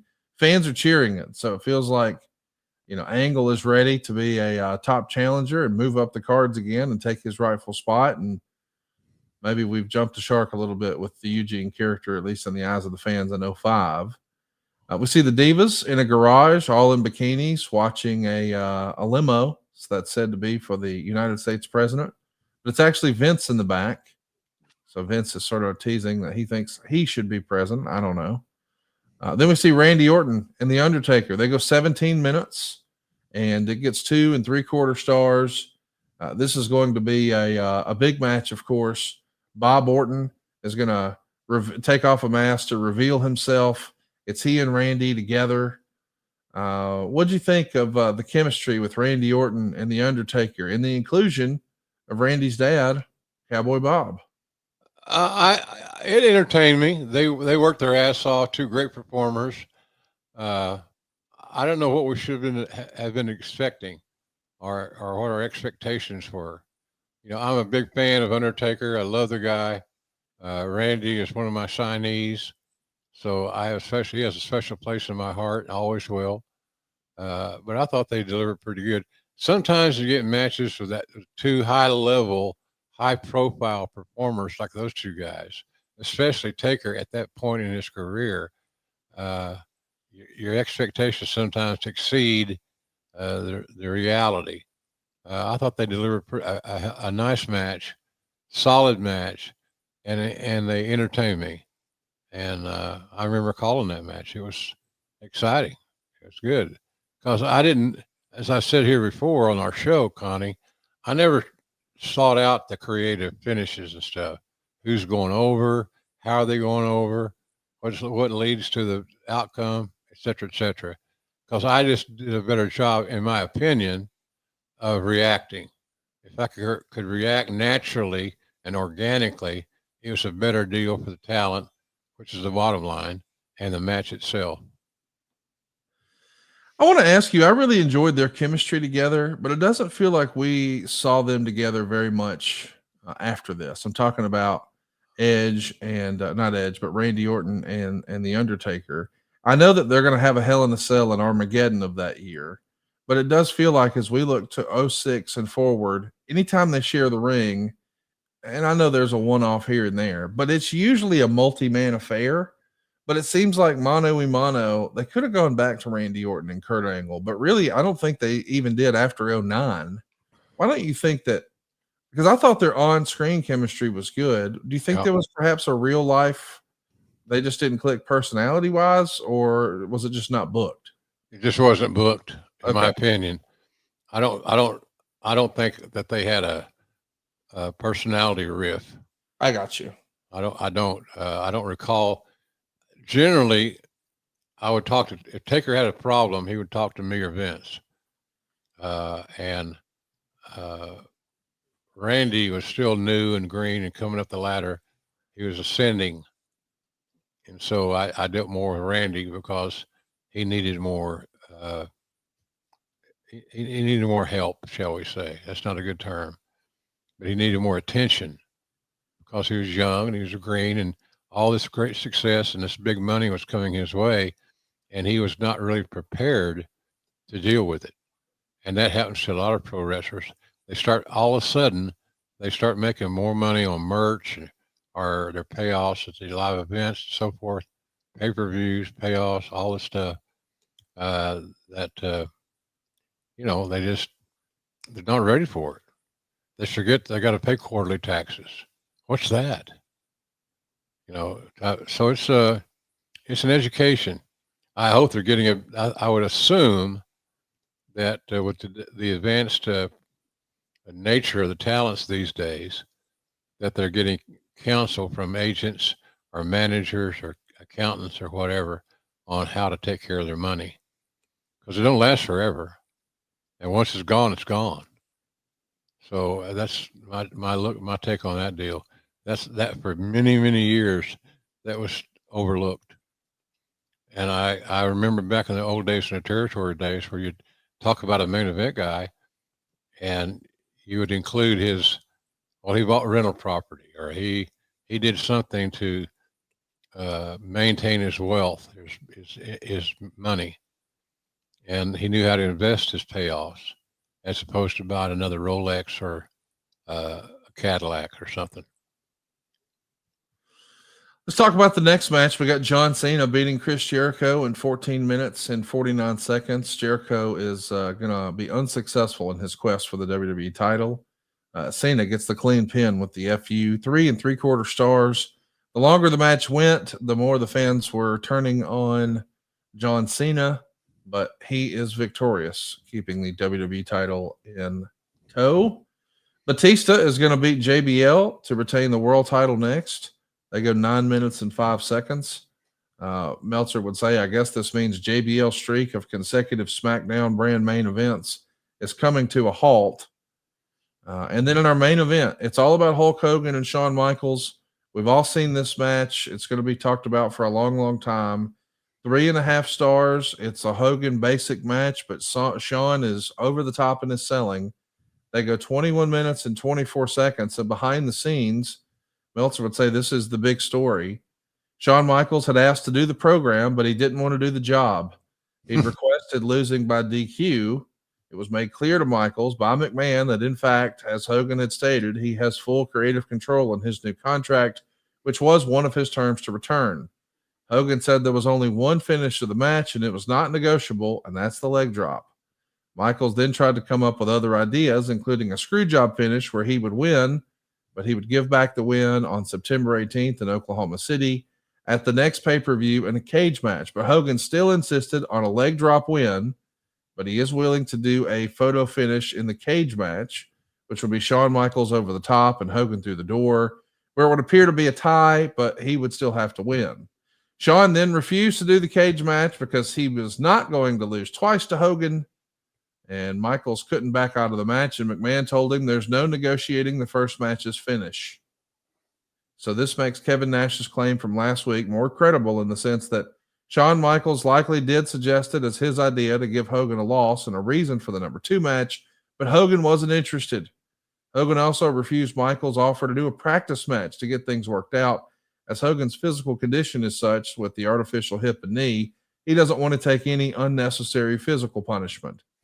It was this negotiating not going the way he'd like that led to Michaels being totally unprofessional the next night in his promo.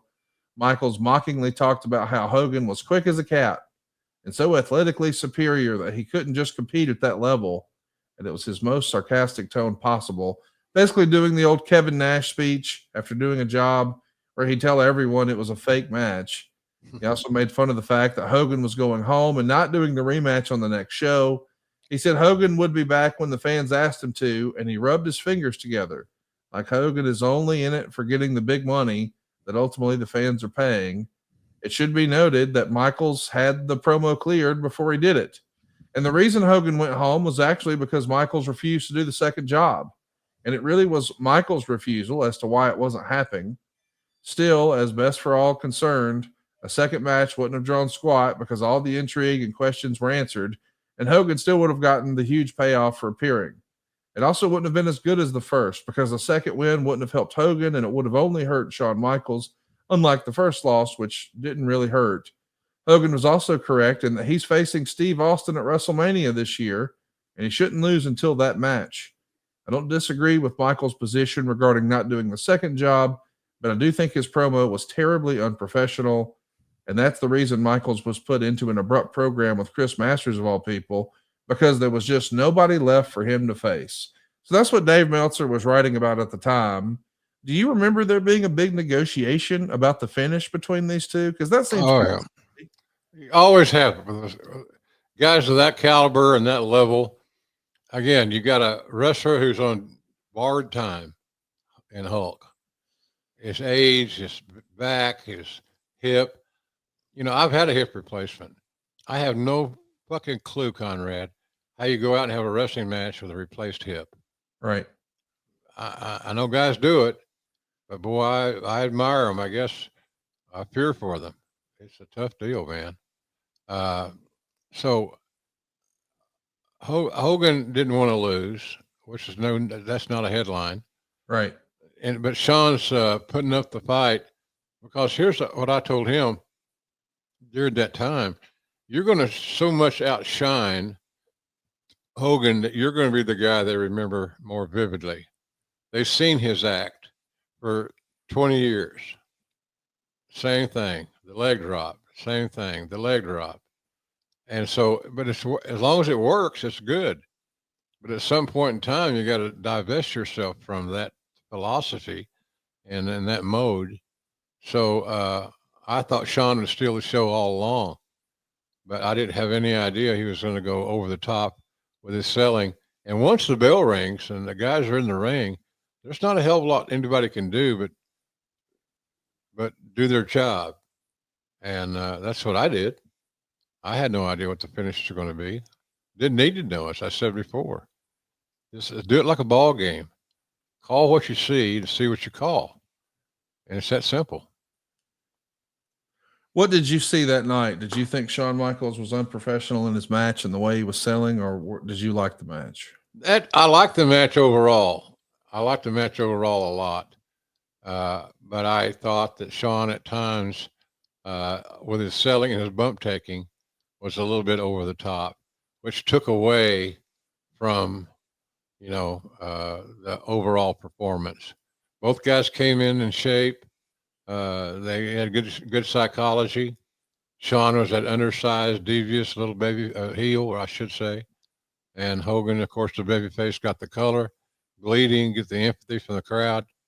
And that's a good shot of it right there. Good job, Dave.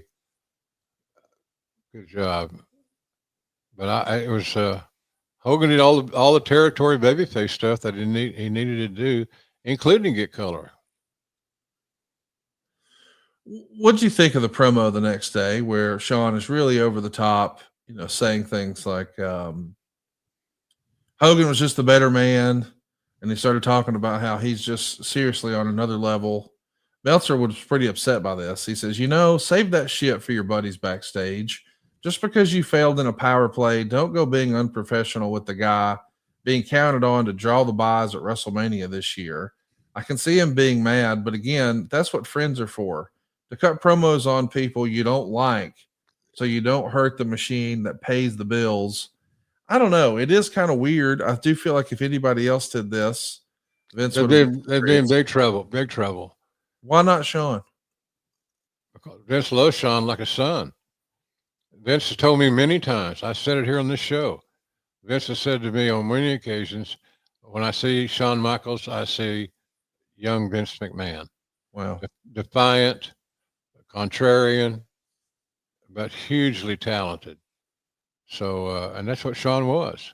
He has Vince's ear, and he has Vince's emotions. They were attached in that respect.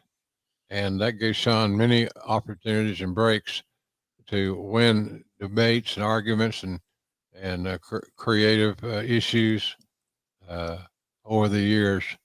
And like the day after when he did that Monday Night Raw promo, he'd already spent time on the phone or in person with his buddies, and they had him jacked up. Yeah.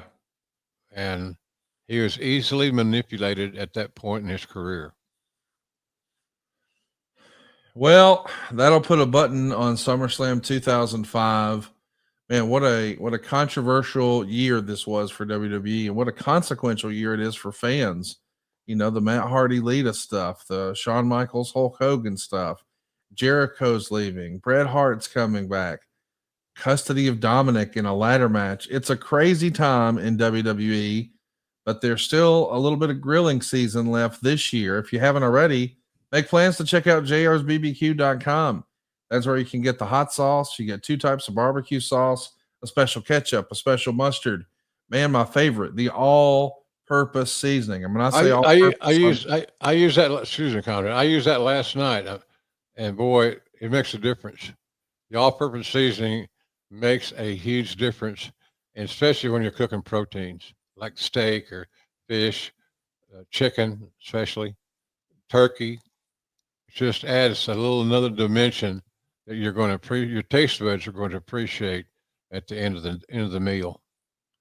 Go check it out, jrsbbq.com. It costs nothing to look, and they got something for everybody at jrsbbq.com. And Jim, next week is going to be a fun week, man. What day do you leave for the UK?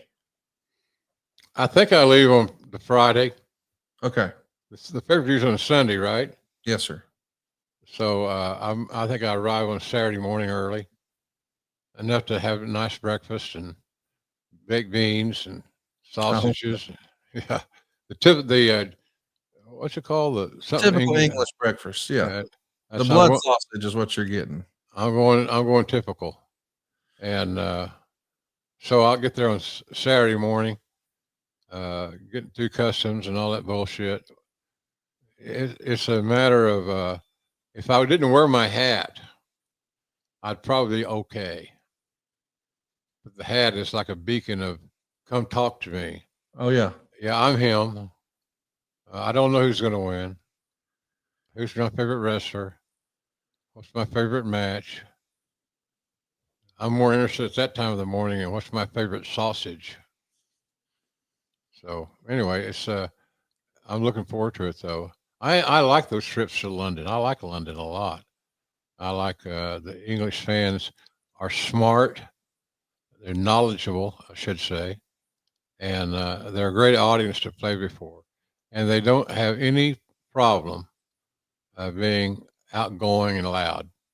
And God Almighty, that helps so much. Helps the talent in the ring, helps the broadcasters. Everything gets enhanced by the energy that the crowd submits. So it's one of the trips I'm looking forward to. Hell, you know, Conrad, I'm 73 years old. I can't expect in all reality to do this forever. I know I'm going to probably do it for another year if my health stays good. But other than that, I don't plan any farther than 12 months. That's enough for me. Well, it's enough for us if you'll just make plans 1 week from today to join us right here on grillingjr.com. If you haven't already, go hit the subscribe button, turn on the notifications bell. You don't want to miss us the next time we're live. And we're going to be back with you same bat time, same bat channel next week, right here at Grilling JR with the voice of professional wrestling, Mr. Jim Ross. Hey, it's Conrad Thompson here to tell you a little more about what adfreeshows.com is all about. Get early, ad-free access to more than a dozen of your favorite wrestling podcasts every single week, starting at just $9. That's less than 20 cents an episode each month. And yes, you can listen to them all directly through Apple Podcasts or your regular podcast apps. How easy is that? Ad-free shows also has thousands of hours worth of bonus content and docuseries like Title Chase, Eric Fires Back, Conversations with Conrad, and The Insiders. Plus new series like The Book with David Crockett, Monday Mailbags with Mike Chioda and Nick Patrick, and a whole lot more. And you want to talk about early? You can't get any earlier than listening to the shows live. You can be a part of the live studio audience as we record the podcast. Plus, ride shotgun alongside your favorite childhood heroes for live watch-alongs, Q&As, and other interactive experiences every single month. Come on now, see for yourself what thousands of other wrestling fans from around the world have discovered, that adfreeshows.com is the best value in wrestling. Check it out today, and hey, when you do, the first week is completely free. adfreeshows.com.